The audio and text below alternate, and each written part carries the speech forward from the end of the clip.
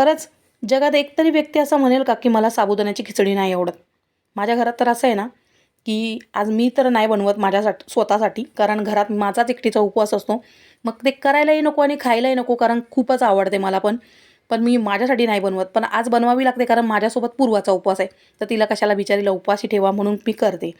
आणि मला ना एकदम तिखट अशी साबुदाणा खिचडी आवडते आणि ती सुद्धा ना असं चिकट असलेली आवडते. म्हणजे दाणेदार साबुदाणा खिचडी मला आवडत नाही आणि मी तशी बनवत नाही, त्याच्यामुळे मुलांना सुद्धा आवडत नाही. एखाद्या वेळेस भिजवताना साबुदाणा थोडासा मोकळा जरी झाला ना, तरीसुद्धा मी त्याच्यावर पाणी शिंपडून त्याला असं चिकट करते. कारण की आम्हाला सगळ्यांना हा चिकटच साबुदाणा आवडतो. तुमच्यापैकी किती जणांना असा चिकट साबुदाणा आवडतो? नक्की कमेंट करून सांगा. आणि आज पूर्वा रडते बघा. किती रडते कशासाठी माहिती आहे? तिला लग्न नाही करायचं आहे.